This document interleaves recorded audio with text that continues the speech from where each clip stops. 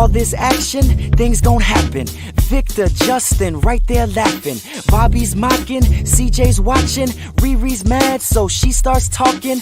I wish I could get to walking or speak up, but that's no option. So I'm plotting, thinking, planning, feel like screaming, but I'm standing still. Things just feel too real. I wanna dip, I wanna peel.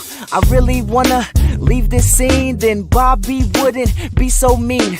I know my head's the biggest shape, but all of us have things we hate about ourselves that we would fix if we knew magic or some tricks. And I would stand on 50 sticks if it would make me 6'6". I'm happy for my friends who help, but I wish I could defend myself. Woo!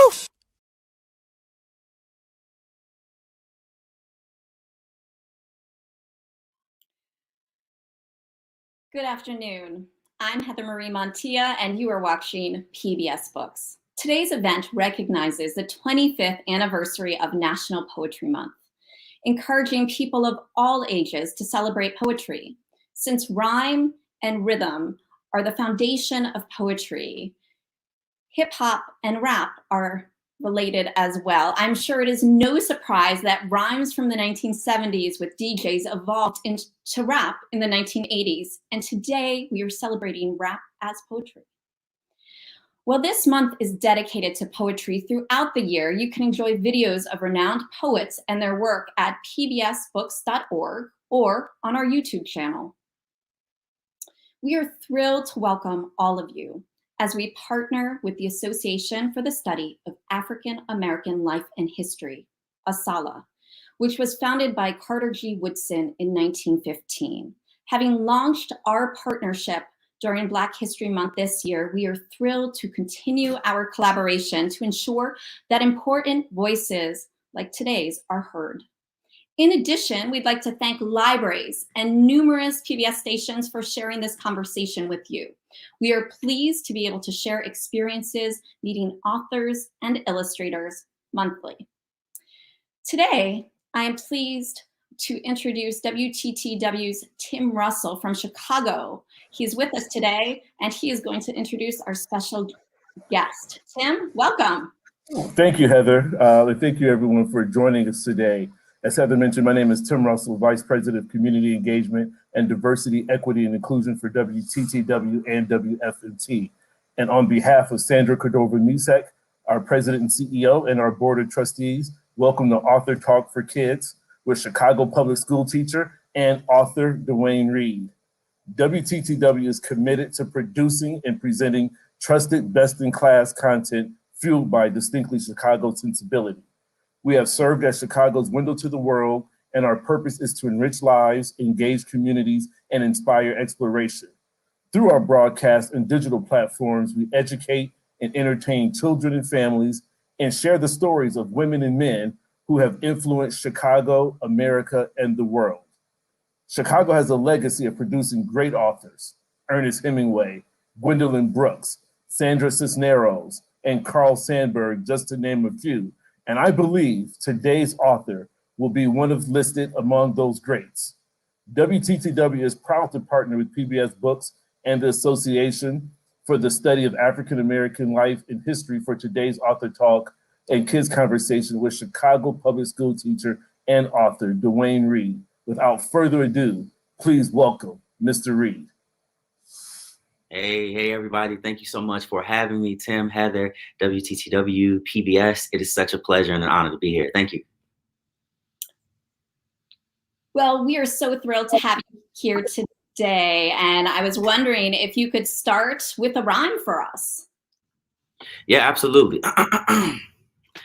Simon Barnes is a kid from the shot. He wants to be a big rapper, but he's still kind of shy because he's got a big head and he's small for his age. So what's on the outside makes Simon afraid, but what's on the inside, there's something to see because he rhymes in his mind what he wants to be. Gonna change the whole world one day, you'll see, because that's Simon, the notorious D.O.G. Roof, roof. What an entrance. Well, welcome, Dwayne Reed. You are an educator, I believe, of the 4th grade, but obviously you are not a typical teacher. This is your debut book. It came out earlier this month, right? Simon B. Rhymin. So what inspired you to write your first book?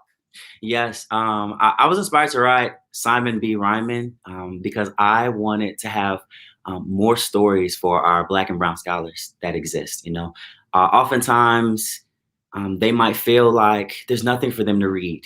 As the young Black author once spoke about, she said, "I'm tired of reading about white kids and their dogs, white boys and their dogs."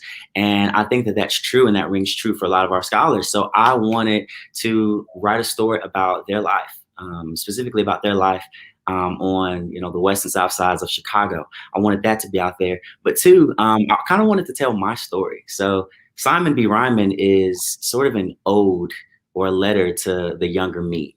I was the short kid who was nervous, had a big head, and wanted to use that voice, but didn't really feel like I had one. So really wanting to push that and communicate that. And then lastly, the story touches on social justice issues such as homelessness. And a lot of my scholars, we came into interaction with people who were struggling with homelessness. And I wanted to tell them a story about how I felt that we should engage with people who are struggling with poverty or homelessness, and not so preachy of a way, if that makes sense. And I feel like, literature is a really cool way to tell a story without, beating somebody over the head with it. Oh, I couldn't agree more. I think, through stories, you can address things that are sometimes harder to talk about. Are there certain things within this book? Obviously, it's based on a lot of personal experience, but are there one or two stories you'd like to pull out that really relate to a personal experience in your life? Yeah, absolutely. That's a great question. When I took my scholars on a weekend trip, we went to downtown Chicago. We went to Millennium Park, Maggie Daley Park, the works. I got them Chick-fil-A. I was just teacher of the year that weekend. And we had come across someone who was asking us for money. And my scholars at that time, there's about 8 to 10 of them. A number of them, they were laughing, poking fun at the individual. Some of them just completely ignored him and disregarded his comments to them when he's just, simply asking for money. And I'm the type of teacher that's like, no, we're not going to play that. We're not going to do that. We're not going to disrespect somebody. So, I rounded them up afterwards and I said, look, you address someone. Maybe you say, I don't have money, but you look them in the eye. Or maybe you say, I can't help you right now, but, you can communicate with them as a human being. And that point really stuck with me. And I thought, man, I want to teach scholars, particularly, Black and brown kids in Chicago, but, kids abroad, a way to connect with people, even because what I found is that a number of people and, the community of people who struggle with homelessness, they feel like they're unseen. So in the book, Simon is coming across his friend named Sonny, and Sonny feels like he's not being seen by the people that are around him. So that's something that I really wanted to push. Like, no, these are people just like we are people, and they deserve to be seen, and they deserve to be addressed, and they deserve to be, valued and cared for and loved. It seems like the theme of compassion and empathy come through, but it seems that you're working and trying to help kids find their voice and empower youth of today, which I think, during this moment is more critical. How have you, in your character development of Simon Barnes, what was that struggle? I mean, he was, I think he struggled a bit with himself, but then was able to find a voice with help from maybe people that he wouldn't expect. How did you craft that, and what made you make some of the choices you made? Yeah, so I think taking from my struggles growing up, so I felt like I was very empathetic to others. I felt like I could put myself in their shoes, and that I always wanted to do something about the situation that they found themselves in or their plight. But at the same time, I was struggling with my own insecurities. I was struggling with, no, I don't have the right voice to speak to this issue, or no, I don't have the right words, or I don't have the power to speak to and address this issue. So that's kind of one of the issues that Simon faces within himself. I want to help. I know that I have a voice. I just don't know if it's appropriate for this situation. And as you mentioned, he has people that kind of push him and encourage him and inspire him in what he is fully equipped and capable of doing. So, you know, he has a strong presence of his mother and his father who say, Simon, baby boy, you got this. You just have to use your voice. You know, he has friends, Maria and CJ, his best friends, who, you know, I don't know if they know it, you know, being 10 and 11 years old, but what they're doing is saying, Simon, you got to stick up for yourself. You have to stand up for yourself. And in turn, that encourages Simon to stand up for, you know, those in his community who were less fortunate at the time, i.e. Sunny or the homeless community. So I think really what I wanted to do was communicate oftentimes the struggle that people have internally of wrestling with their own problems, but still wanting to be empathetic and compassionate and do things about other people's problems. And I think Simon does a really good job of balancing that way better than I did when I was 11 years old. Well, that's a great segue into the next question, which is, can you speak about how poetry and music brings people together and creates change within community? That's such a great question.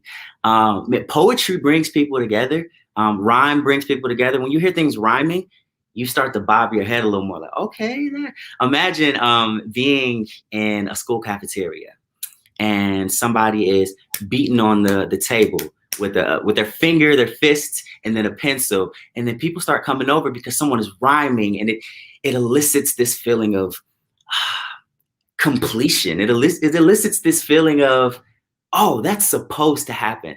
So that's what poetry does. And then music in and of itself is just very transcendent. If I start singing some Michael Jackson right now, you know, regardless of where you are, where you're from, you know, who you are, you're going to start bobbing your head and tapping your feet because music is transcendent. So I think being able to use music, but then also music that rhymes and has flow and, you know, and rhythm, man, I think that's just a great way to grab every single one of us here on this earth. That's why we have songs like ABCs, right? Because the ABCs, not only does it rhyme, but there's a musical aspect of it and it's memorable. I think that rhyme is very memorable. It's something that catches our attention. And I think poetry is something that it's profound, right? If I'm thinking of the world and I'm just telling you about what the world is, it's like, okay, cool. That's cool. The world is great. But if I describe the world in a way that uses metaphors and similes, and I describe the world in a way that compares, you know, my world and my viewpoint of things to something else that's out there, or maybe something else that's in your life, that draws you in, right? If I say, you know, living in the Chi, oh my gosh, it's like almost a utopia in my mind. I see the beauty of Blackness on display. I see the beauty of children, you know, in the summers, you know, getting food from the local candy shop. You know, I see that's a utopia for me. That's beauty to me. And I think poetry does a really good job of drawing people in that way. Well, that is a great segue for us to actually share. I think it's one of your first videos. It's Welcome to the Fourth Grade.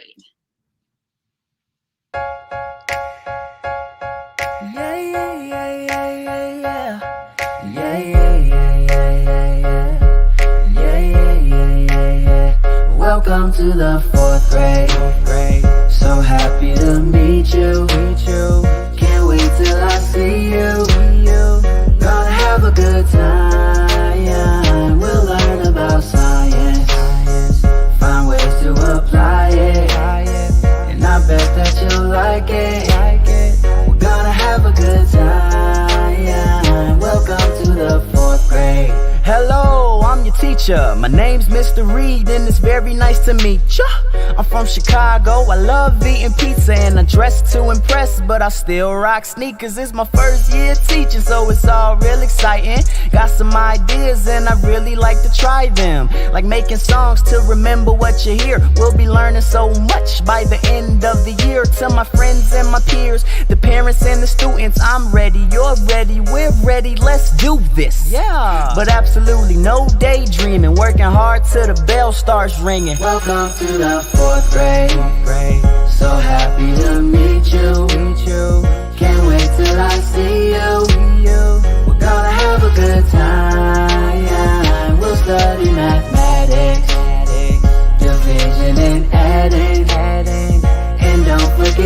distractions. We're gonna have a good time. Welcome to the 4th grade. I'll always greet you with a smile. I'll always try to make the lessons worthwhile. And when you do good work, I'll acknowledge, cause I know that you're headed off to work or to college. So we gotta keep it positive, that's the key. Have respect for each other and don't forget me. Have respect for yourselves and the staff and the school. Having fun can be cool when we're following the rules. Nah, time's gonna fly. Before you know it, you'll be moving into grade 5. But for now, we'll be working and learning and singing all the way till the bell starts ringing. Welcome to the 4th grade. So happy to meet you. Can't wait till I see you. We're gonna have a good time. We'll learn about English. Write papers and read them. A+, you'll see them. We're gonna have a good time. Welcome to the 4th grade. Go teacher, go teacher, go teacher, go teacher, go.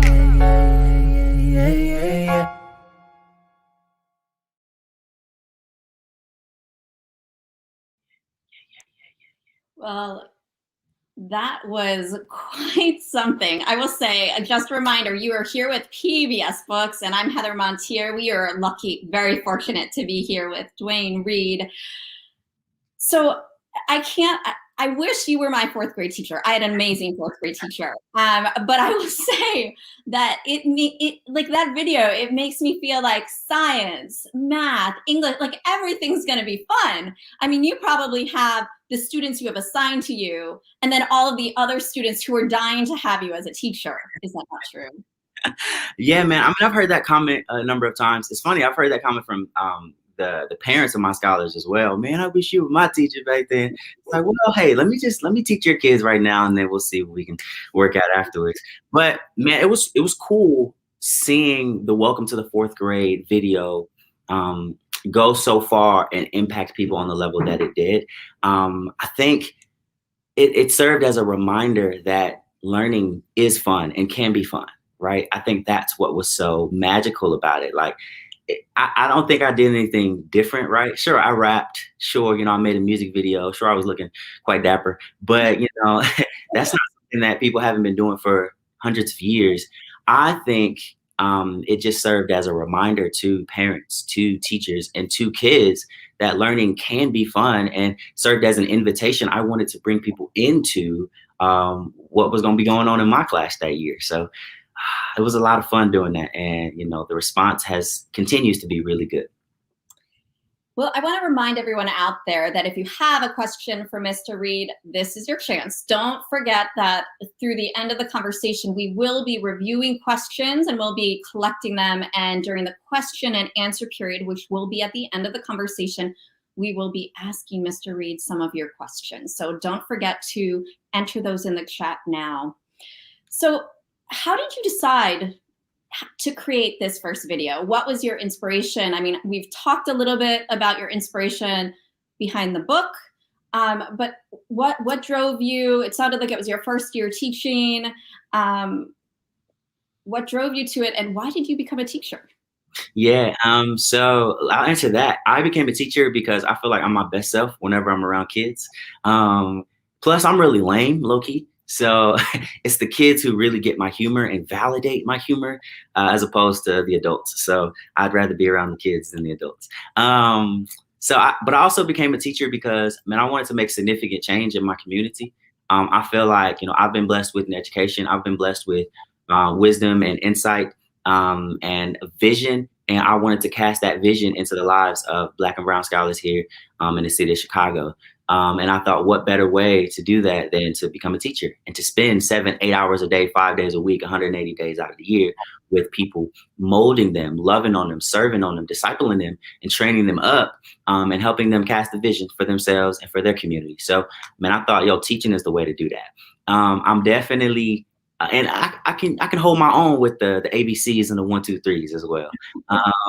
But I'm really big into that social emotional connection right? And helping them develop that compassionate side, that empathetic side, and being driven to action. And that's why I created that Welcome to the Fourth Grade video, because I wanted to, in other words, put my money where my mouth is. I wanted to show them, no, this is the craziness that you're going to be getting into when you step foot in my class. It's not just going to be ABC 1, 2, 3. It's going to be, we're going to be, having fun. We're going to be making music, and we're going to be diving deep into our content, not just, in our books, but with our actions. So what were your first steps in the creation of the creative process for the video, and how were those steps different or similar to that for your book? For sure. That's a great question. First steps were, what is going to be a song that is going to be an earworm and is going to get stuck in somebody's brain and that they'll never be able to get out? Okay, cool. That's what that's going to be. Welcome to the fourth grade. Hey. So I start with writing the chorus all the time, because the chorus is the main idea. The chorus is what I want you to leave with every time. And again, comparable to in writing the book, what is the main idea or the theme? What do I want you to walk away with? So after I wrote the chorus, it's just a matter of opening up my life. Hello, I'm your teacher. My name is Mr. Reed, and it's very nice to meet you. I'm from Chicago. I love eating pizza, and I dress to impress, but I still rock sneakers. I got to tell you who I am. I have to let you know everything about me so that you can find something to latch on to and gravitate towards and like, so that, now you're listening to the rest of what I'm saying because you feel like you like me now. And again, seeing that in Simon, I think Simon is a very lovable character. He's someone that's easy to root for. He's the little guy who wants to be the big guy. And I feel like a lot of us, have been the little guy, or the little girl, and we've wanted to be the big guy or the big girl. So, after telling people who I was, then it's getting down to the nitty gritty. And this is what you're going to be able to experience in my classroom. So writing the song and then finding somebody who could bring the music to life via a video. So I found somebody. We recorded the music video in like 2 or 3 hours. We uploaded it 2 hours later, and then it went viral by the next day. So it's kind of a whirlwind experience. Well, congratulations. And it is such a wonderful video, and so catchy, right? It's one of those things that you're going to be singing it 2 hours from now, 4 days from now. Well, this year has been so different for students across the country because of the pandemic. And I was interested in how it affected you and your teaching, and also the impact for your kids. Yeah. Man, shout out to all the educators this year, specifically 2020, 2021. Shout out to all the parents. Just being able to see y'all's resilience and seeing you all's stick with itness has been mad encouraging. And, you deserve all the praise and, an honor for that. So shout out to everyone out there who's, fighting through this pandemic. I think being a teacher during this time has been difficult because I'm the type of teacher that, I want to give handshakes, the high fives, the hugs. I want to interact at a personal level. So to have that stripped away, and to literally have to be able to only communicate through a screen, man, it's real restrictive. That takes a lot of the fun out of, what we sign up to do every day. But it doesn't make it impossible. So yes, it's been different, but it's still been doable. And I think, my wife is a teacher as well. My wife and I, for Halloween, we went and we dropped off candy at all of our scholars' homes, with masks and socially distanced and everything.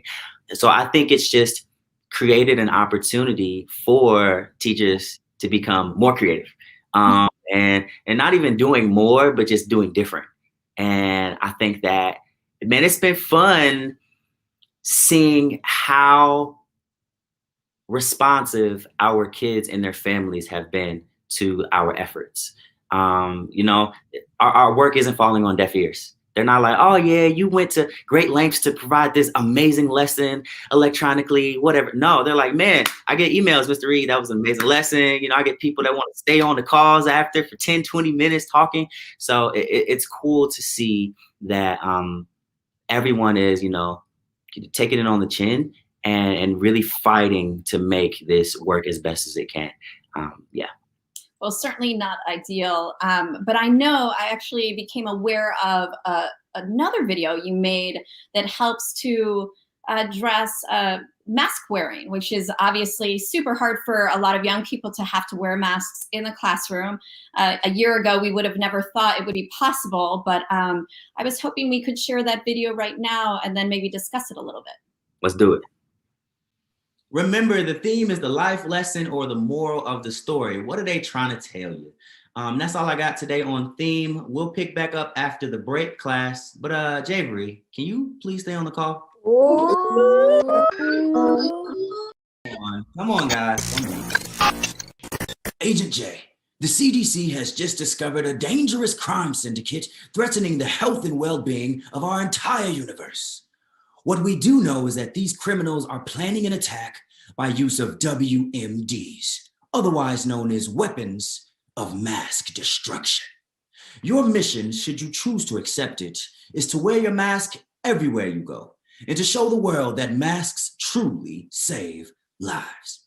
Are you up for the task, Agent J?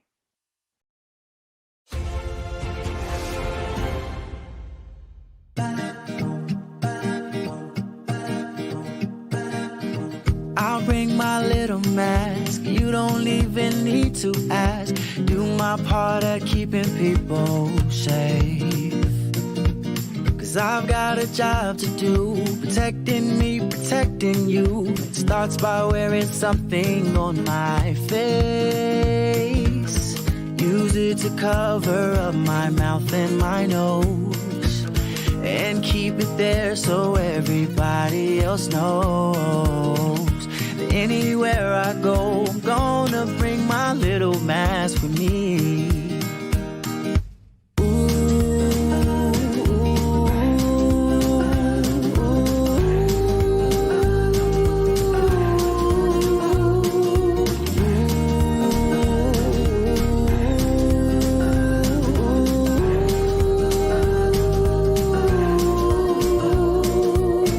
Use it to cover up my mouth and my nose, and keep it there so everybody else knows.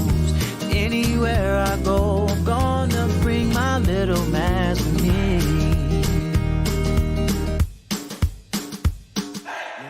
Little mask, gotta wear it when I'm out, to make sure it covers up my nose and my mouth. Keep the hand sandy by my side, yeah, I oughta. Plus, I wash good with the soap and water. The best thing for me to do is be safe, to give everyone around me a little space. The strings on the side keep everything in place, and I feel alright with a mask on my face, 'cause I use it to cover up my mouth and my nose, ay, and keep it there so everybody else knows. Anywhere I go, I'm gonna bring my little mask with me. Anywhere I go, I'm gonna bring my little mask with me. Anywhere I go, I'm gonna bring my little mask with me. All right. Welcome back to class from our break. I'm gonna just take attendance real quick. Essence. Here. Sanaya. Here. Armane.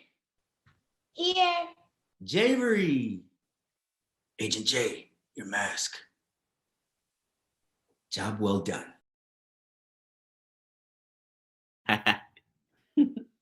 It's so much fun. How do you come up with these ideas for these videos? Man, I think being inspired by the kids in my life. I think, what they're going through, what I feel like their needs are, and how I feel I can, fill in the gaps and address them, right? So, mask wearing is a need right now in order to protect us all. So I wanted to bring up something in a way that addresses that, but also, again, it's not preachy, right? And I think God gave me a gift to make things sound catchy, so it's just putting some music to a message that I want to get across, and then putting it out there. Okay, so here's my question: do you play instruments? How many? How did you learn? I do. I play the piano. I learned by playing from ear. by ear, you know. So I think I went in to piano lessons for like 2 weeks, but then I ended up telling my mom, this isn't gonna work for me. I'm just gonna learn how to play. I'm just gonna listen to it a bunch of times. So I listened to a lot of music growing up. Stevie Wonder was a really big influence of mine. So I think that's where I got some of my musical chops from. I also play a little bit of guitar. So right now I'm in the process of writing music specifically for my newborn child, my son. So I'm writing little ditties that I sing to him when I'm changing his diaper, or, you know, when I'm, you know, feeding him. And then I'd like to think that I can play the drums, but, you know, don't ever get me in, you know, don't catch me trying to play it, because it would be really bad. Well, you know, I'm so excited to have people read Simon B. Rhymin, but I also wonder, what's your next project? What are you working on? Obviously, it seems like you have many things on your plate. So what's coming up? Yes, thanks for asking that. So yes, I'm really excited for people to read my book, Simon B. Rhymin, but for those who have read it or are planning to, I want them to know that we are moving forward with another book in the series, Simon B. Rhymin, so they can look forward to that. In addition, I am working on a picture book that'll be talking about life in Chicago. So people can look forward to that for the younger readers, a picture book. And then, of course, I've got music videos that'll be coming out, hopefully for forever. So there's a lot to look forward to. Yeah, there's a whole lot to look forward to coming up. And do you have any recommendations for young people about books to read? What was your favorite book growing up, and what do you recommend, obviously, besides the book you've written, what do you recommend they read? Yeah, I used to read believe it or not, the Mary Kay and Ashley mystery novels. You know, I used to grab them from the library, and I had a younger sister, so I would always tell the librarian, these aren't for me, these are for my kid sister. And I would take them home and I would devour them. You know, we'll solve any crime by dinner time. I also was a big fan of The Book Thief. That was one of my favorites. One of my favorites also has been Rump, has been a really good one by Liesl Shurtleff, excuse me if I'm mispronouncing, Liesl Levy. I have also been a fan of The Crossover by Kwame Alexander. Oh my gosh. The Crossover, Ghost by Jason Reynolds. And then recently, one book that I'm really looking forward to is Take Back the Block by Crystal D. Giles. She's a new author, fantastic woman. So that's a book that I'm really looking forward to diving into. So yeah, man, there's a lot out there. People just got to get into it. Yeah, no, those are so many great books, and so many really good recommendations. So we now are going to launch into a little bit of a question answer segment of the conversation. We did have one question from someone already in the audience, and they want to know how using music in the classroom has changed your teaching style. Oh yeah. I wouldn't say changed my teaching style, because I came in doing that. I'm a real sing-songy type person. Think like Disney, Pixar, musical, Aladdin, Finding Nemo, Let It Go. Just imagine that being mixed with, you know, content, your language arts content or your science content. That's me. I'm singing things. I'm singing instructions. I'm rapping things all the time. The classroom is very theatrical for me. I'm a pretty theatrical person, I feel like. So being able to make it more exciting via music has been something that I've been, you know, excited to do from the very beginning. And oftentimes I would just play music. So one of the incentives that I give my scholars is I'll play them a new song, or I'll give them a sneak peek of new music that I'm working on before anybody else in the world gets to hear it. And, you know, they love it. Can you bring your guitar? Can you rap this song for us? Can you do that? Or can you just play your music video? Let's watch one of your music videos during our, you know, brain break. So using music in the classroom, you know, it hasn't changed my style, but it's definitely enhanced my style, and I'm definitely going to keep at it. Have any of your students already read your book? I know it just came out, but have any of them had an opportunity yet? Yes. Well, at least I hope they have. So I would read Simon B. Rhymin to my scholars during class well before it came out. So again, they got the sneak peek before everybody else in the world. But additionally, a number of them have told me that they've gone out and purchased it, that they're intending on that they're planning on purchasing it, and then some, have showed up on the screen, and usually they'll have their screen off. So all I'm doing is looking at an avatar. But one day, one scholar, she turned on her screen, and the moment it was like this. The moment it came on, it was bam, and I was like, "Oh my gosh, you love me! You actually love me." So have they read it yet? That's yet to be seen. But they definitely purchased it and have been telling me that they plan on reading it. So that's exciting. Did you have a teacher in your life that inspired you? And who was it? And did that influence your path? Oh, that's a great question. My grandmother was my first teacher. So she homeschooled me when I was 4, 5, 6. So I didn't go to kindergarten. I went to grandma garden, and she did a really good job teaching me how to count money, teaching me how to read, teaching me what it would look like for me to actually be in the public school system. And as I look back 20, 25 years later, when I'm teaching kids, how to continue in their reading, or I'm teaching kids how to be money savvy, not how to count money, but how to, keep their money, how to save their money. I think back to my grandma, who was one of my first teachers, and just the way that she was very patient. She was very long suffering. She was very compassionate. She